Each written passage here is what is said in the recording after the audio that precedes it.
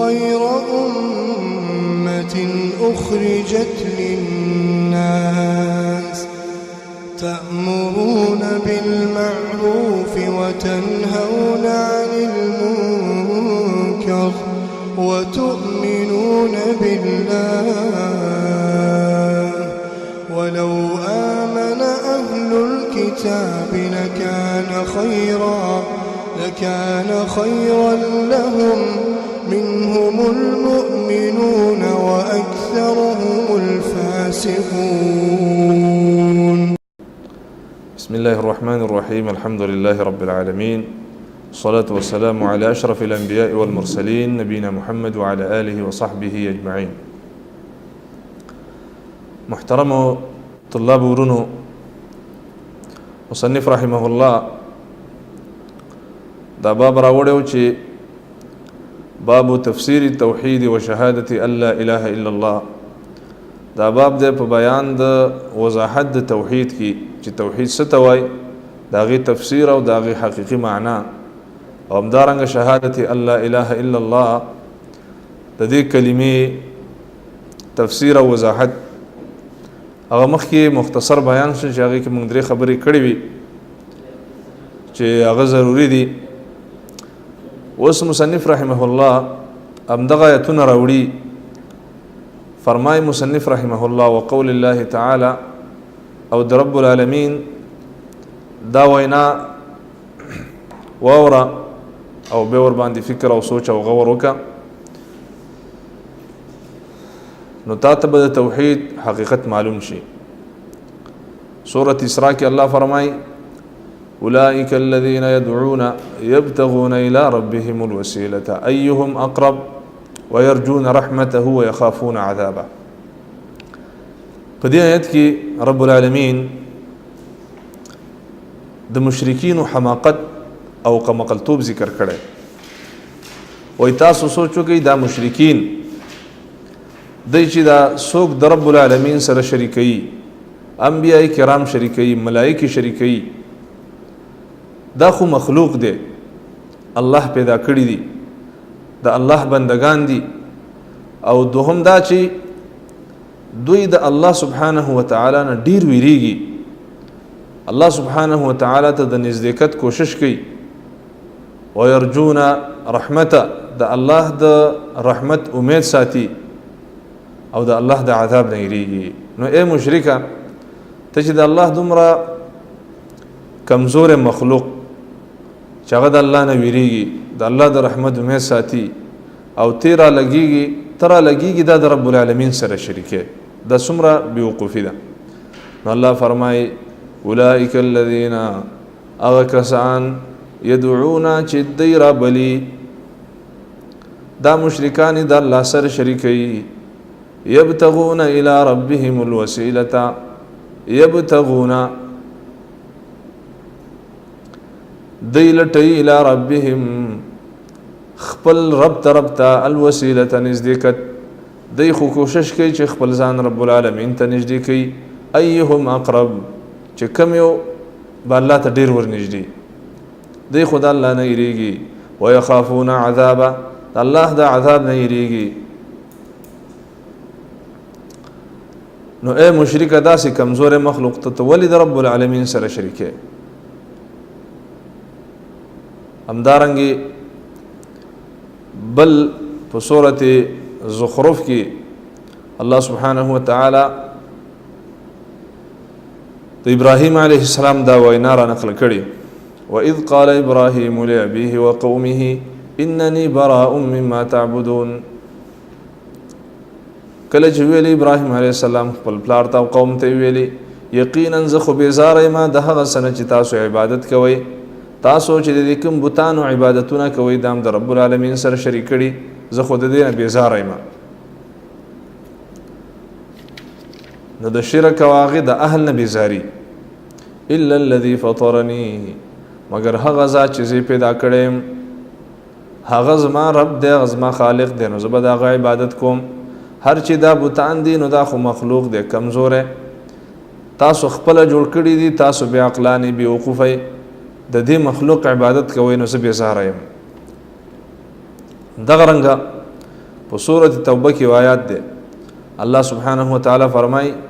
اتخذوا احبارهم ورهبانهم اربابا من دون الله دیونی والخپل ملیان او خپل پیران دایونی والاربابا من دون الله آلهه د الله نما سوا دی یهود او نصاراو یهود خپل ملیان علما دوی آلهه ونیول او نصاراو خپل رهبان او پیران د دیونه آلهه جوړ کړل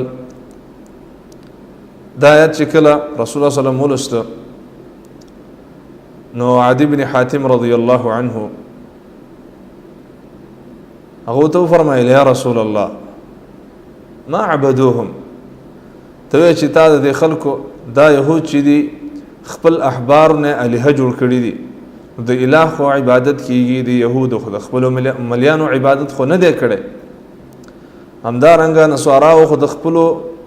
پیرانو عبادت خو نه دی کړي رسول الله صلی الله علیه وسلم ته فرمایل وای آیا د يهود ته چې بد دیو مليانو د الله حلال ورته حرام کړ دیو به مرته حرام ویل او چې کله به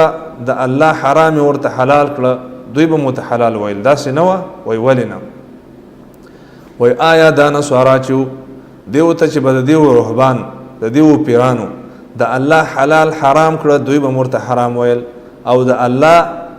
حرام چې به ورته حلال کړ دوی به مرته حلال ویل دا څه نو وای ولنا وای دقه الوهیت وای نو حلال او حرام به د رب العالمین د خوانوي په دې کې به د رب العالمین سره بندگان نشریکي همدغه رنګه الله سبحانه وتعالى في سورة البقرة کې فرمای ومن الناس من يتخذ من دون الله اندادا يحبونهم كحب الله بعضې د خلکو نه هغه څوک دي چې نسی د الله نه ما سوا شریکان او مینه ور سره کوي د شریکانو سره که حب الله پشان د مینې د الله څنګه چې د الله سره مینه کوي نو دسه د غیر الله سره هم مینه کوي نو د دې نه معلومه شوه چې مینه کول دا به خاص د رب العالمین د پاره وي ځکه چې مینه دا عبادت دی هغه مینه او محبت چې سړی پکې ذلیل شي په ذلت سره دا به د رب العالمین د پاره خاص وي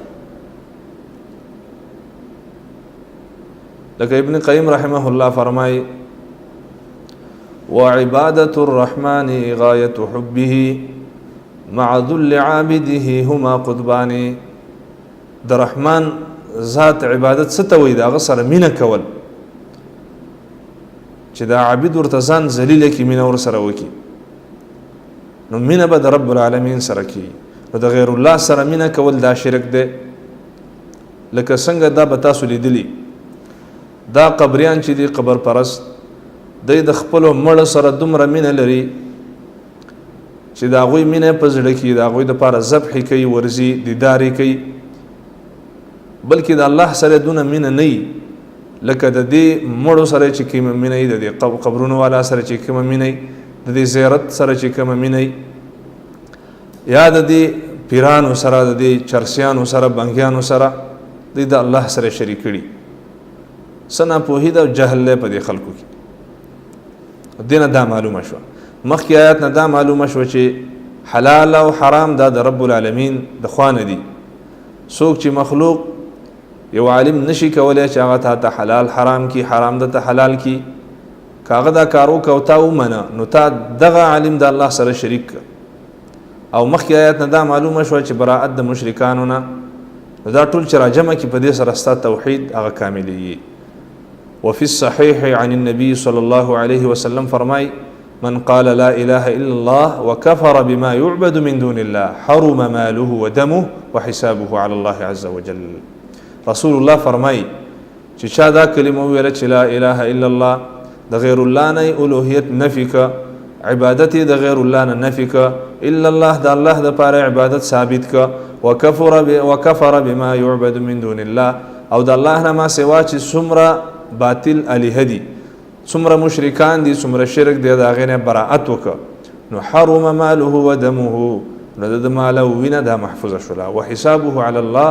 او د حساب پر رب العالمین باندې دی نو همدغه خبرې راځي ټولې د ایتونه راوځي چې اول په توحید کې اولنې رکن او اساس دا دی چې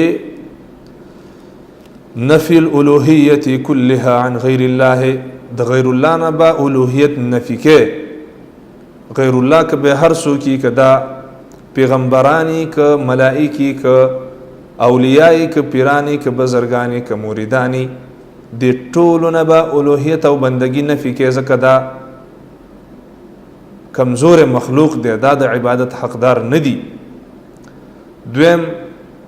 اثبات الالوهیت لله تعالی د الله د پاره به دا ټول انواع د عبادت ثابته عقیده بم لري به په دې باندې عملم کې او دریم دا چې البراءه من الشرك واهله د شرک او دغه د اهل نه براءت کې